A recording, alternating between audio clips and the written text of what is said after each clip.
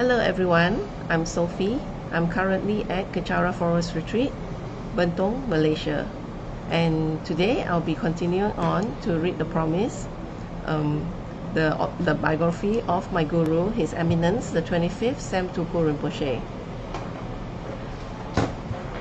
So today I have prepared earlier, I will post it up so you can read along with me if you know. Yes, there you go. So now you can read along with me as I read. And today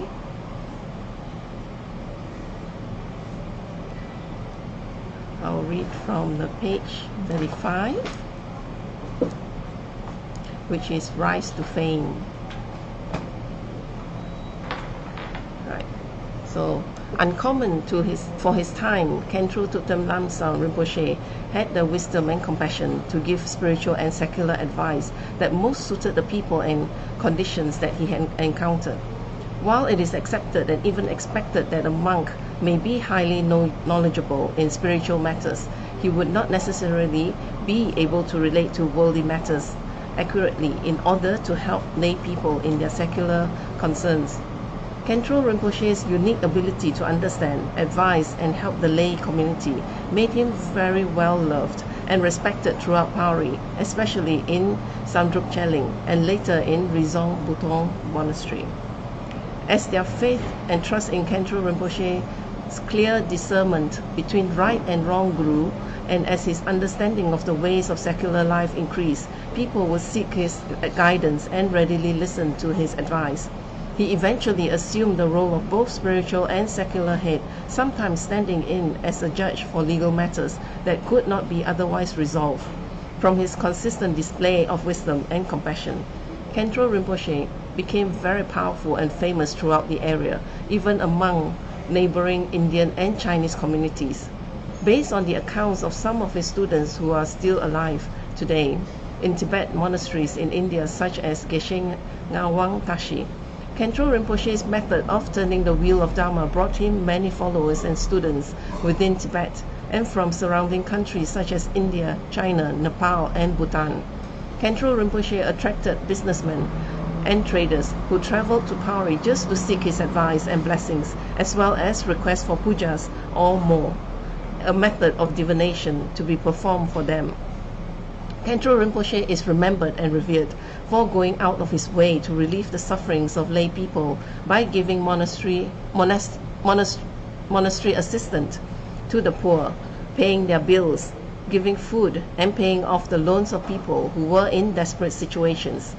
This quality of unconditional love for others is experienced again in his current reincarnation as Sam Rinpoche, who tirelessly finds ways to better the lives of his students and every person he comes across, from seeing to their medical treatments to counseling them on matters of spiritual practice, family, relationships, and even finances. Khentrul Rinpoche built an exceptional relationship with the people of Pauri and restored the practice of Dharma there, which many other highly qualified teachers had not been able to do. Khentrul Rinpoche established himself so strongly in the area that his own monastery, Samdrup Cheling, rose to become the central gathering place for all the sanghas of Pauri. During one of the most prominent celebrations of the year, the Mon Lam Chengmo, or Great Prayer Festival, the sangha of every monastery throughout Pauri would travel great distances just to attend the festivals and prayers at Samdrup Cheling.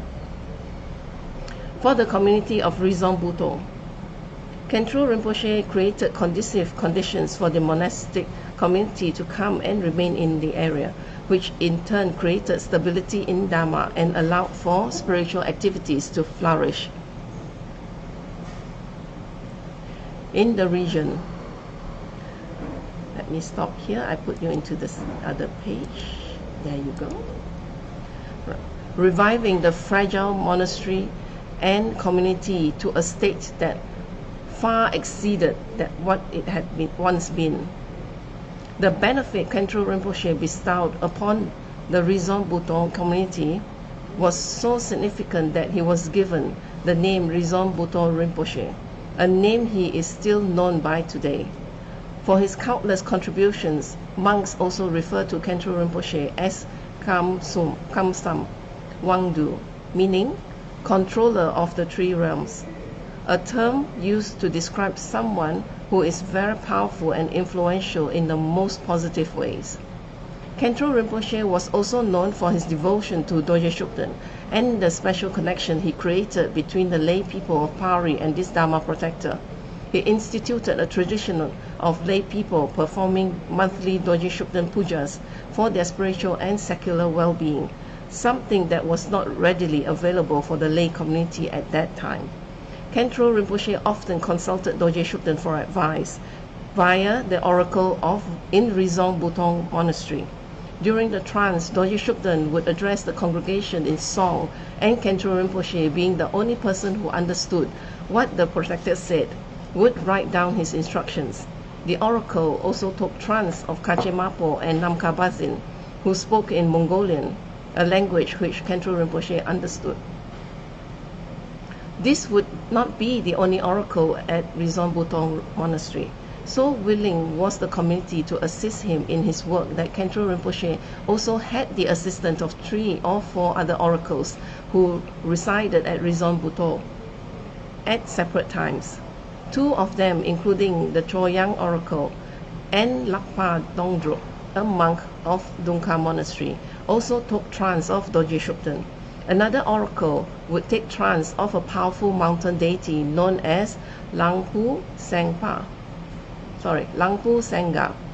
who would spit out silver coins while in trance, which were then used by Khentrul Rinpoche to provide financial assistance for his students.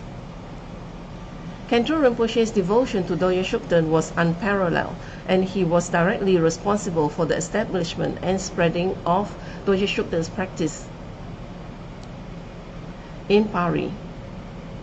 This closeness between Lama and Protector has continued into this life, and monks today still comment on the remarkable close relationship between Sam Rinpoche and Dorje Shugden. As trust and faith in Khentrul Rinpoche and his work grew, people began to make generous donations and offerings to support the maintenance of the Pari monasteries and its monastic community. In the end, Khentrul Rinpoche offered up all of Samdrup Cheling to Gyuton Monastery, while Rizong Butong was already a branch of Ganden Shakze. Hence, the many offerings and contributions made to Khentrul Rinpoche's institutions also went towards the larger mother monasteries. In every instant, Khentrul Rinpoche was known for offering everything he received to the monasteries, keeping nothing for himself. This high level of integrity and selflessness, together with his immense devotion to his spiritual home and teachers, earned Khentrul Rinpoche the ardent lifelong respect from people everywhere.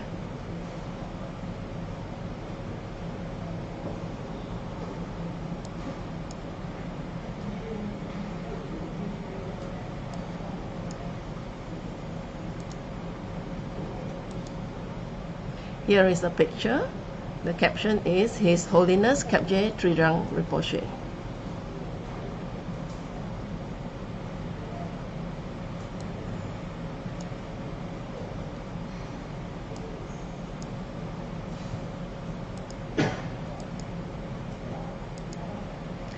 Like a piece of flesh from the heart. Khentrul Thupten Lamsang Rinpoche is especially remembered by monks today for his unparalleled practice of Guru devotion towards the previous Trijang Rinpoche, Lobsang Yeshe. Even as a child, Khentrul Rinpoche developed an extraordinary close relationship with His Holiness Kapje Trijang Rinpoche, receiving many teachings directly from this master, who is still considered one of the leading fathers of the Gelugpa school of Buddhism. He was known to be one of the most important disciples of Trijang Rinpoche and was often referred to as Trijang Rinpoche's heart son. Their teacher-disciple relationship was so close that monks describe it as a common Tibetan saying, like a piece of flesh from the heart. This incredible devotion would become the cornerstone from which Khentrul Rinpoche's entire lifetime of work and practice would flourish, guiding him to create and sustain huge influential Dharma communities in the region of Pari, where Buddhist practice was diminishing and spiritual consciousness and assistance from the people was scarce. Upon accomplishing what he had set out to do in Dadongka, Sandrup Cheling and Rizom Butong monasteries, Khentrul Rinpoche requested to return to Lhasa. However, Trijang Rinpoche foresaw the potentially large and positive impact he would have on the people of Pari and instructed him to remain there. Khentrul Rinpoche readily agreed and remained in Pari even during the 1959 civil unrest, fulfilling the instructions of his guru perfectly to the very last day of his life.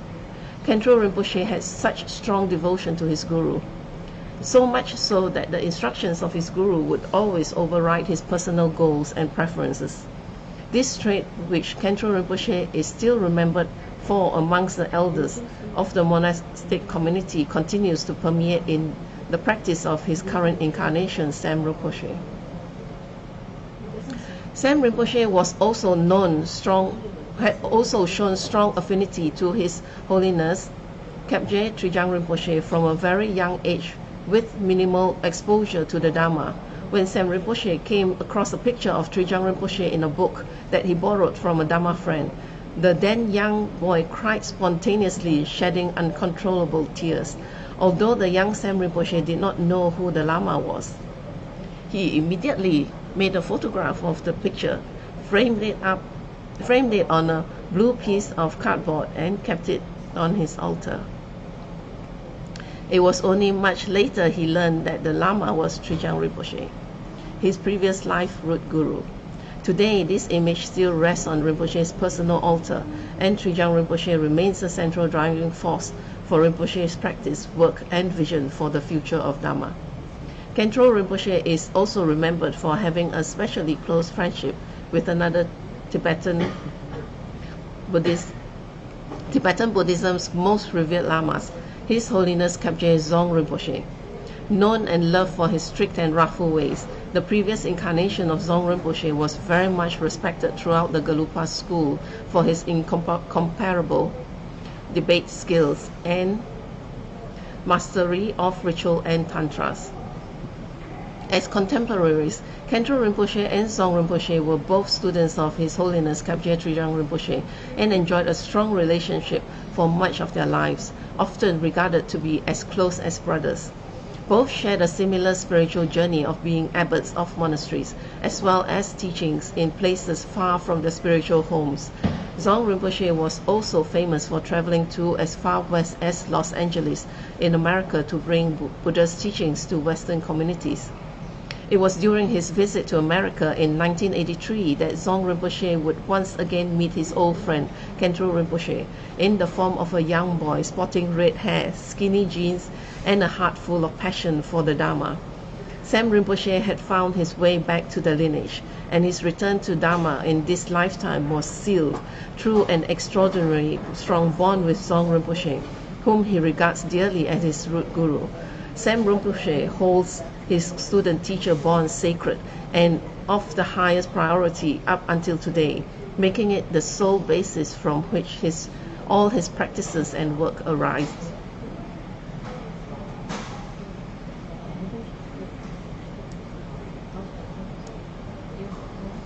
It was in fact from this very relationship that Sam Rinpoche would eventually make the promise, the single sacred commitment that paved the way for everything he does in the present until and will continue to do in the future. In 1983, the young Sam Rinpoche made a promise to uphold a lifelong commitment to his teacher that would change his life and that of everyone he crosses paths with forever.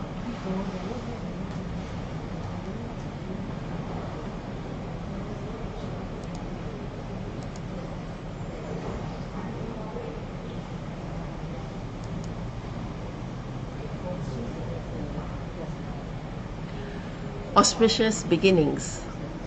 Chapter 1, Taipei, Taiwan, 1965 to 1972. Born amidst auspicious signs and challenging circumstances, Sam Rinpoche was destined to lead the life of an extraordinary being. The caption of the picture.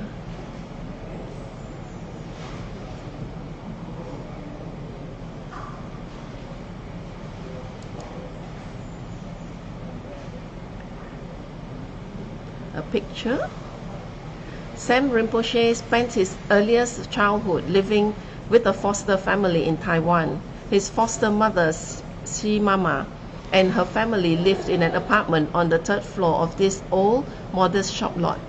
Rinpoche lived here until he was 6, when he left for America.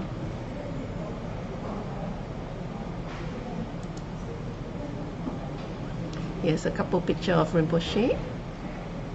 The caption: Buddhas always choose to be born in the most difficult circumstances out of pure compassion to benefit others. His Eminence, the 25th Sam Rinpoche, is one such extraordinary being.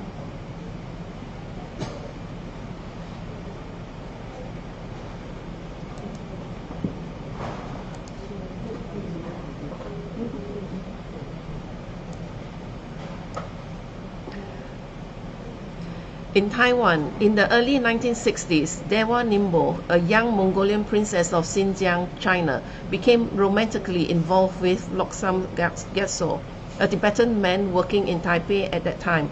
Barely out of her teens, Dewa Nimbo was charmed by the handsome Lobsang Gyatso and was unaware that he was already married with a family back in Tibet.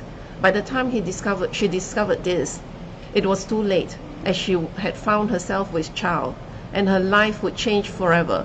As soon as she learned of his marital status, Dewa Nimbo, who was devastated and humiliated, left Lobsang Gyatso and never spoke to him again. Despite this cross-star union, there were auspicious signs while Dewa Nimbo carried the unborn Rinpoche in her womb. During the 9 months of pregnancy, Dewa Nimbo had dreams of every single night of a white baby elephant entering the courtyard, and she would tie it to a tree. This is reminiscent of Buddha's Shakyamuni's mother's dreams before Lord Buddha was born. She later told Rinpoche that he should always keep a white elephant with a raised trunk by his side, as it would be good luck for him. On the last night before she gave birth, she dreamt of many high lamas performing a grand puja, religious ceremony, in her house. Delivering her son was painless and easy, yet another sign of the arrival of a great being, Mahasattva, who causes no suffering and whose arrival on earth is celebrated by the sages. On 24th October 1965, Dewa Nimbo gave birth to a baby boy, Prince Iskamin. However, the shame of having an illegitimate child would become too great for Dewa to bear, especially with her youth and royal standing in the Mongolian community. When he was as young as 7 months, there were already strong indications of Rinpoche's spiritual imprints from previous lives. Monks were sent from a monastery to his mother's home, to find and recognize the royal baby as an reincarnate Lahai Lama. They requested to officially recognize the child and later take him to the monastery for his spiritual education. However, the young mother declined and did not allow them to take him away. She said that if he was really a high Lama, he would eventually find his own way to his spiritual path. It is probably that her reticence was due to the fact that every monk who enters the monastery would need to register his parents' names, and the young mother was not willing to publicly acknowledge the father of her child. Soon after, the infant was given over to the care of a foster mother, a Chinese woman named Shi Mama. He lived with Shi Mama, her husband, who was an army officer, and his 3 foster brothers in a small, squalid apartment on the 3rd floor above a sundry shop, facing a main street in Taipei. Nearby was the neighborhood school, which the young Rinpoche attended.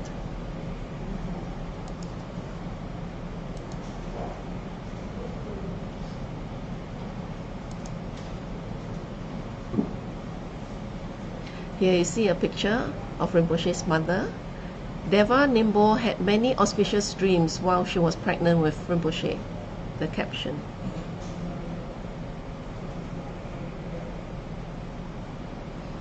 Growing up with Shi Mama's family was not easy, to say the least. He was ill-treated, ill-fed, and teased mercilessly. by his 3 foster brothers. As a result, Rinpoche avoided being at home as much as possible. As a child and alone, he often wandered the streets of Taipei after school in search of food, only returning home as quietly as possible at midnight to go to bed. Rinpoche's earliest memories are of walking down the streets of Taipei, being attracted to Chinese opera dolls, which seemed all too familiar to him as they were reminiscent of Tibetan oracles. Often, Rinpoche would be caught by Simama and punished, beaten or made to kneel on uncooked rice at night. As a whole, there was a marked lack of affections and care while he was living there, and even his meals were neglected. On most nights, the young boy would only be fed white rice mixed with sugar, and this caused his teeth to decay. Later, extensive dental work had to be done on the young Rinpoche when he was brought to America.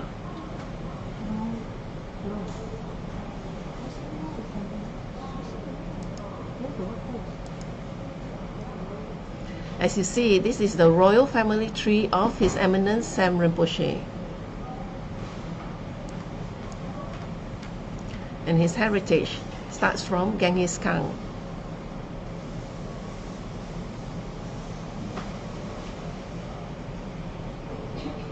And see all the way through his grandfather, Mingyo Wang. And from that, Princess Togut Nyongyen Dewa Nimbo with his father Lobsang Gyatso, and we have His Eminence the 25th Sam Rinpoche, Prince Iska Min. And the caption, Rinpoche's royal maternal lineage can be traced all the way back to the time of the legendary king Genghis Khan. Rinpoche's Mongolian name is Prince Iska Min. So as this is draw parallel to Buddha Shakyamuni for me. The Buddha was also born a prince, and he became the teacher of Dharma, enlightened.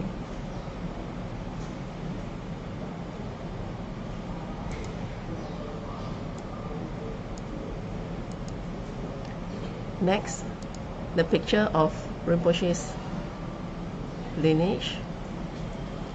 You see Deva Nimbo's, the caption, Deva Nimbo's father, Migyo Wang, was the eldest son of Prince Palta, the ruling head of Xinjiang and a direct descendant of Wang Kang, sworn blood brother of Genghis Khan's father and patron and early ally of Genghis Khan during the civil unrest in the area in 1949.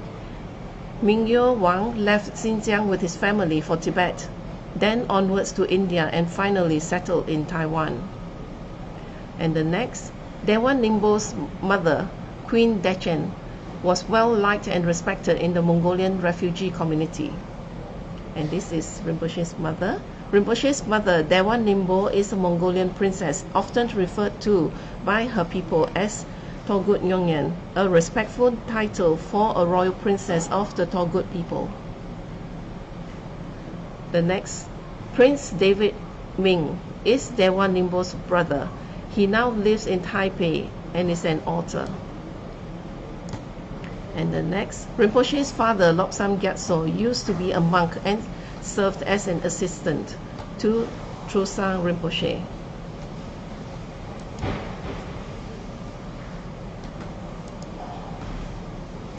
Right, so we will wrap up for today, and tomorrow we will continue on with the biography.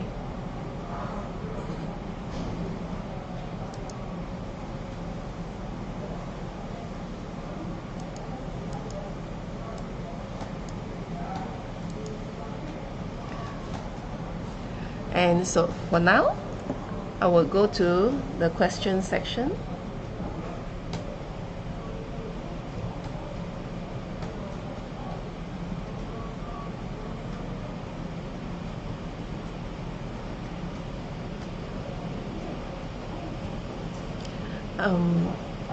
I don't see any questions, so I guess it's pretty clear, because today I was sharing with you the pages that we read along together.